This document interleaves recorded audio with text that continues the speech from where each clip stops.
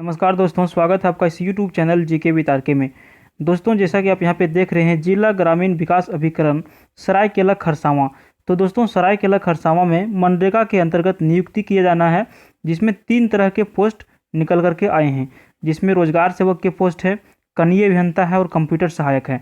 तो दोस्तों, इस पोस्ट को यदि आप भरना चाहते हैं तो मैं आपसे यही कहना चाहूँगा कि आप वीडियो को शुरू से अंत तक जरूर देखिएगा, क्योंकि बहुत बार ऐसा होता है कि लोग फॉर्म तो भर देते हैं, लेकिन उसमें जो क्राइटेरिया मांगा जाता है, जो चीज़ रिक्वायर्ड होता है, वो चीज़ आप नहीं करते हैं और आप ऑनलाइन फॉर्म को भर के जमा कर देते हैं।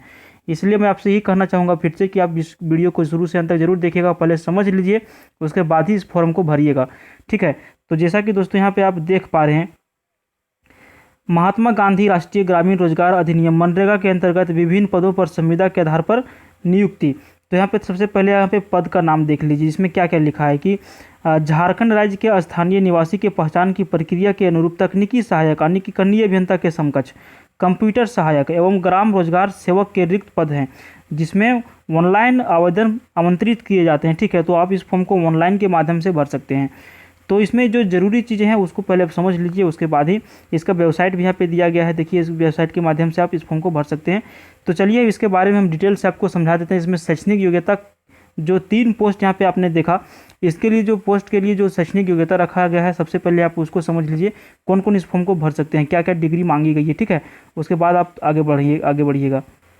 तो दोस्तों, यहाँ पे सबसे पहले शैक्षणिक योग्यता हम लोग समझ लेंगे, उसके बाद यहाँ पे आपको हम बताएंगे कि इसका लास्ट डेट फॉर्म भरने का कब से कब तक रखा गया है। ठीक है, तो देखिए, तकनीकी सहायक यानी कि कनीय अभियंता के समकक्ष जो वैकेंसी निकल के आई है, उसमें जो अनिवार्य योग्यता क्या रखा गया है, तो अनिवार्य जो होना ही चाहिए, सरकारी मान्यता प्राप्त संस्थान से सिविल संकाय में डिप्लोमा अनिवार्य योग्यता होगी। ठीक है, तकनीकी सहायक ये जो है 2 नंबर में अतिरिक्त योग्यता, आप इसको क्या कीजिएगा, थोड़ा सा वीडियो को रोक के आप इसको पढ़ लीजिएगा। अतिरिक्त योग्यता यदि आपके पास ये सब है तो आप इस फॉर्म को भरिएगा, तो आपको क्या होगा कि मेरिट लिस्ट में आपको फायदा होगा। जिसके पास अतिरिक्त योग्यता होता है उसका मेरिट में ज़्यादा आने की संभावना होती है। ठीक है, तो यहाँ पे देखिए, सरकारी मान्यता प्राप्त संस्थान से सिविल संकाय में बीटेक, बीसीए या फिर बीएससी कंप्यूटर। तो इस तरह से इसको जो है ना, ये बीसी में जो दिया गया है, ये सारे अतिरिक्त योग्यता है। ठीक है, यदि आप इस तरह से के कोर्स किए हैं तो आपको मेरिट में फ़ायदा हो जाएगा। आगे हम बढ़ते हुए यहाँ पे कंप्यूटर सहायक में जाते हैं। कंप्यूटर सहायक के लिए जो अनिवार्य योग्यता रखा गया है, उसमें रखा गया है सरकारी मान्यता प्राप्त विश्वविद्यालय संस्थान से संस्थान के कोटि के व्यक्ति आवेदन दे सकेंगे। अनिवार्य योग्यता में जो व्यक्ति बीसी यानी कि बीएससी कंप्यूटर ऑनर्स किया है, या फिर बीएससी कंप्यूटर सामान्य किया गया है, या फिर बीसीए, यदि आपने बीसीए किया है, ठीक है, वो भी भर सकते हैं, या फिर सामान्य स्नातक उत्तीर्ण के पश्चात पीजीडीसीए उत्तीर्ण, यानी कि आप यदि सिंपल जो ग्रेजुएशन किए हैं, बीए, बीएससी, बीकॉम जो भी किए हैं, उसके अलावा यदि आप पीजीडीसीए, ये डिप्लोमा होता है, यदि आप इसको किए हैं तो भी आप इस फॉर्म को भर सकते हैं। और इसके लिए जो अतिरिक्त योग्यता जो रखा गया है, अतिरिक्त योग्यता क्या रखा गया है, यहाँ पे देखिए, आप इसको थोड़ा सा यहाँ पे समझ लीजिएगा अतिरिक्त योग्यता के बारे में, जिसमें रखा गया है सरकारी मान्यता प्राप्त विश्वविद्यालय संस्थान से MCA, PGDCA, MSc computer science अतिरिक्त योग्यता होगी। उसी तरह से बी नंबर में भी यहाँ पे अतिरिक्त योग्यता के बारे में दिया गया है। उसके बाद हम आ जाते हैं यहाँ पे ग्राम रोजगार सेवक के बारे में। देखिए, ग्राम रोजगार सेवक का जो पद है ना, हर एक जिला में, यानी कि झारखंड के जो 24 जिले हैं, लगभग सभी जिले में इसके बहुत सारे पद खाली हैं, और अभी तक 7 या 8 जिला का वैकेंसी निकल भी गया है। लेकिन अभी तक आपने यदि नहीं भर पाया है तो आप मौका है, सरायकेला खरसावां जिले से आप भर सकते हैं इस फॉर्म को। तो इसलिए मैं आपसे कहता हूं कि आप इसको समझ लीजिएगा। तो देखिए, अनिवार्य योग्यता में ग्राम रोजगार सेवक के लिए क्या रखा गया है, इसमें रखा गया है सरकारी मान्यता प्राप्त विश्वविद्यालय संस्थान से इंटरमीडिएट, यानी कि आपको इंटरमीडिएट होना बहुत ज़रूरी है। ठीक है, या मैट्रिक परीक्षा के पश्चात किसी भी ट्रेड में आईटीआई, मान के चलिए यदि आपने मैट्रिक का परीक्षा दिया लेकिन इंटर नहीं किया, आपने आईटीआई कर लिया, तो भी आप इस फॉर्म को भर सकते हैं। मैट्रिक के पश्चात आईटीआई की स्थिति में आईटीआई के प्राप्तांक प्रतिशत को इंटरमीडिएट प्राप्तांक प्रतिशत में के समतुल्य समझा जाएगा। दोस्तों, आपको हम यहाँ पे एक चीज़ बता देते हैं कि यहाँ पे जो इसका जो एजुकेशनल क्वालिफिकेशन इंटरमीडिएट रखा गया है, अभी कुछ दिन पहले गिरिडीह का मेरिट लिस्ट बना है, जिसमें इंटरमीडिएट वालों को 60%, यानी कि इसका मेरिट में जो नंबर जुड़ता है ना, जितना आपका इंटरमीडिएट में है उसका 60% नंबर इसमें लिया जाता है। यदि आपने आईटीआई किया है तो आप आईटीआई के माध्यम से ही भरिएगा, क्योंकि आईटीआई में हो सकता है बहुत आदमी का परसेंटेज थोड़ा ज़्यादा रहता है, तो आपको मेरिट में आने में ज़्यादा सुविधा होगा, मेरिट में आप आ सकते हैं। चलिए अगला बात करते हैं अतिरिक्त योग्यता के बारे में। तो यहाँ पे देखिए अतिरिक्त योग्यता में क्या रखा गया है, ये नंबर में दिया गया है सरकारी मान्यता प्राप्त विश्वविद्यालय संस्थान के किसी भी विषय संकाय में स्नातक प्रतिष्ठा, सामान्य स्नातक, बीसीए तथा किसी विषय में स्नातकोत्तर, पीजीडीसीए या फिर इस तरह के जो भी वैकेंसी, इस तरह के जो भी यानी कि आपके पास डिग्री है, ये अतिरिक्त योग्यता समझा जाएगा। ठीक है, आगे 3 नंबर में यहाँ लिखता है कि अभ्यर्थियों की योग्यता स्कोर का निर्धारण इंटरमीडिएट, स्नातक तथा स्नातकोत्तर योग्यताओं के कुल औसत प्रतिशत प्राप्तांक के आधार पर किया जाएगा।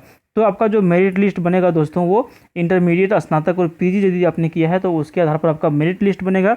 और आपको हम पहले बता दिए कि कोरोना वायरस का टाइम चल रहा है, तो कोरोना वायरस के टाइम में एग्जाम होने की संभावना बहुत कम है, इसलिए इसको मेरिट लिस्ट के आधार पर उठाया जाएगा।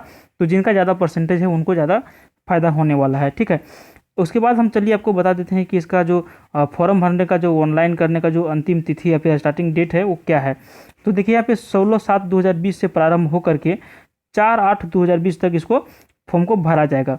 और आप इसको ऑनलाइन कहाँ से कर सकते हैं, तो देखिए इसका पोर्टल दिया गया है apply.rdd.jharkhand.gov.in पर जाइएगा। वहाँ आप जैसे आप इसको खोलिएगा, आपको इसका पेज दिखेगा, वहाँ से जाके आप ऑनलाइन इसको कर सकते हैं। ठीक है, इसके अलावे बहुत सारी ज़रूरी चीज़ें हैं जो आपको हम बताने वाले हैं अभी। तो दोस्तों अगला पॉइंट में यदि हम आते हैं तो इसका वेतन पर आते हैं। यहाँ पे देखिए 2 नंबर में लिखा है मासिक परिलब्धि संविदा राशि। आपको पता है कि ये जो संविदा के आधार पर वैकेंसी निकल के आया है, तो संविदा के आधार पर ही आपका नियुक्ति होगा, जिसमें तकनीकी सहायक वालों को दिया जाएगा 17,520 रुपया प्रत्येक महीना, और दूसरे में कंप्यूटर सहायक वालों को दिया जाएगा 10,000 पर मंथ, और रोजगार सेवक वालों को दिया जाएगा 7,500 पर मंथ, यानी कि 7,500 प्रत्येक महीना आपको दिया जाएगा। आयु सीमा की यदि हम बात करें तो देखिए अनारक्षित यानी कि जनरल कैटेगरी वालों के लिए 35 वर्ष, यानी कि ये जो है आपका अधिकतम आयु है। ठीक है, न्यूनतम 18 वर्ष होना चाहिए। और दिव्यांग जो व्यक्ति हैं उनके लिए 40 वर्ष दिया गया है। पिछड़ा वर्ग यानी कि BC1 और BC2 के लिए 37 वर्ष रखा गया है मैक्सिमम, और दिव्यांग के लिए 42 वर्ष रखा गया है मैक्सिमम। महिला जो है अनारक्षित, पिछड़ा वर्ग और अत्यंत पिछड़ा वर्ग यानी कि OBC और जनरल, OBC1, BC2 और जनरल वाले की जो महिला है उनके लिए मैक्सिमम उम्र सीमा रखा गया है 38 वर्ष, और 43 वर्ष रखा गया है दिव्यांग के लिए। यानी कि ST SC के जो लोग हैं महिला पुरुष, उनके लिए मैक्सिमम 40 वर्ष रखा गया है, और दिव्यांग के लिए 45 वर्ष रखा गया है। ठीक है, अब आते हैं कि इस फॉर्म को कौन कौन भर सकते हैं। तो इस प्रत्येक व्यक्ति, सभी व्यक्ति इस फॉर्म को भर सकते हैं जो भारत के नागरिक हैं। ठीक है, भारत के आवेदक यानी कि भारत के नागरिक हैं, जरूरी नहीं कि आप यहीं के हैं। ठीक है, तो इस तरह से आप इस फॉर्म को भर सकते हैं। आगे दोस्तों आरक्षण के बारे में आपको बता देते हैं कि यदि आप आरक्षण का लाभ लेना चाहते हैं तो आपके पास अनुमंडल पदाधिकारी यानी कि SDO स्तर के, यानी कि अद्यतन जो नया करंट में जो बनाया होगा जाति प्रमाण पत्र, स्थानीय प्रमाण पत्र, ठीक है, या फिर आय प्रमाण पत्र, ये जो यानी कि आपको SDO लेवल के बना हुआ होना चाहिए, तो आपको इसमें संलग्न करना अनिवार्य होगा। और यदि कोई व्यक्ति दिव्यांग के लिए आरक्षण कोटि में आना चाहते हैं तो उनके पास दिव्यांगता का प्रमाण पत्र यानी कि मेडिकल बोर्ड द्वारा प्रदत्त प्रमाण पत्र इनको संलग्न करना होगा, जरूरी है ये चीज़। ठीक है, 6 नंबर में लिखता है कि चयनित अभ्यर्थियों का पदस्थापन सरायकेला खरसावां जिला के किसी प्रखंड में उपायुक्त सरायकेला खरसावां द्वारा किया जाएगा। उनका पदस्थापन संबंधी निर्णय बाध्यकारी एवं अंतिम होगा। तो आपका कंफर्म हो गया कि आपका सिलेक्शन यदि होगा तो सरायकेला खरसावां जो जिला है उसी यानी कि उसी के अंतर्गत किसी प्रखंड में आपका होगा। 7 नंबर में स्पष्ट यहाँ पे किया है कि उपरोक्त पदों पर नियुक्ति पूर्णतः संविदा के आधार पर होगी। ऐसे नियुक्त व्यक्ति को नियमित रूप से नियुक्त करने का सरकार पर कोई दायित्व नहीं होगा। तो आपको अभी से ही सोच लेना चाहिए कि इसका जो नियुक्ति होगा वो पूर्ण तरीके से क्या होगा, संविदा के आधार पर किया जाएगा। ठीक है, यहाँ पे आगे लिखता है दोस्तों 8 नंबर में कि आपका जो नियुक्ति होगा प्रारंभिक समय में सिर्फ और सिर्फ 1 वर्ष के लिए होगा। आपका 1 वर्ष जब का समय अवधि, जब 1 वर्ष आपका पूरा हो जाएगा, आप किस तरह से काम किए हैं तो उसका क्या होगा, उसका समीक्षा किया जाएगा काम का। ठीक है, और काम में यदि आपको संतोषप्रद यदि आप रिजल्ट देते हैं तो संविदा जो है ये 1 वर्ष के लिए संविदा के आधार पर नियुक्ति का नवीकरण फिर से किया जाएगा, यानी कि अब फिर से आपका जो नियुक्ति होगा वो भी फिर से 1 वर्ष के लिए ही होगा। यदि कोई व्यक्ति का यदि जॉब हो गया है, यदि वो पोस्ट अपना छोड़ना चाहते हैं, ठीक है, तो उनको क्या होगा कि ऐसे नियुक्ति से स्वतः मुक्त होना चाहेगा तो उसे अपने नियंत्री पदाधिकारी के माध्यम से नियुक्ति पदाधिकारी को इसकी सूचना 1 माह पूर्व देनी होगी तथा 1 माह की मासिक परिलब्धि भी जमा करनी होगी। इसके विपरीत यदि नियुक्ति पदाधिकारी को ऐसे कार्यरत कर्मी की सेवा की आवश्यकता, ठीक है, तो आप यहाँ पे भी समझ गए कि आपको यदि काम को छोड़ना है, खैर छोड़िए, अभी सिलेक्शन का जरूरी है, काम छोड़ने के बाद में बात होगा। ठीक है, तो दोस्तों मेरे हिसाब से जो भी ज़रूरी चीज़ें थी मैंने आपको बता दिया। तो आपको इसका साइट भी हमने बता दिया है, वहाँ से जाके आप इसको क्या कर सकते हैं, ऑनलाइन फार्म को भर सकते हैं। ठीक है, आप जो भी इसमें डॉक्यूमेंट्स मांगा जाएगा उसको आपको स्कैन करके देना है। ठीक है, तो यहाँ पे इस तरह से सब कुछ जो है ज़रूरी जानकारी था हमने आपको बता दिया। बाकी आपका आप जो है सो इसका PDF भी खोल के आप खुद एक बार पढ़ लीजिएगा, उसके बाद ही आप इस फॉर्म को भरिएगा। ठीक है, तो चलिए एक चीज़ आपको, चलिए यहाँ चलते चलते आपको बताते हैं। 13 नंबर में देखिए, प्रत्येक पद के लिए अनिवार्य एवं अतिरिक्त शैक्षणिक योग्यता के प्राप्तांक प्रतिशत के आधार पर शैक्षणिक योग्यता स्कोर निकाला जाएगा तथा प्रारंभिक मेधा सूची तैयार की जाएगी। ग्राम रोजगार सेवकों की नियुक्ति प्रारंभिक मेधा सूची से की जाएगी। तकनीकी सहायक, कनीय अभियंता के समकक्ष लेखा सहायक एवं कंप्यूटर सहायक के पद पर प्रारंभिक मेधा सूची में शामिल अभ्यर्थियों का ऑनलाइन दक्षता परीक्षा लिया जाएगा। तो आप एक चीज़ यहाँ पे समझ लें कि जो आदमी रोजगार सेवक के लिए फॉर्म भरिएगा उसका फर्स्ट में जो मेरिट लिस्ट बनेगा उसी के आधार पर आपका नियुक्ति इसमें कर दिया जाएगा। तो बहुत ज़रूरी चीज़ें आपको दोस्तों हमने बता दिया। तो आप इस फॉर्म को यदि आप भरना चाहते हैं तो बिल्कुल भरिए, बेझिझक भरिए, और भरना भी चाहिए। और लगभग सभी जिलों का इस तरह से वैकेंसी निकल के आएगी। यदि इस तरह का वीडियो आप देखना चाहते हैं तो इस चैनल को सब्सक्राइब जरूर कर लीजिएगा। जब भी वैकेंसी निकल के आएगी आपको हम वीडियो के माध्यम से ज़रूर बताएंगे। चलिए, थैंक यू फॉर वॉचिंग।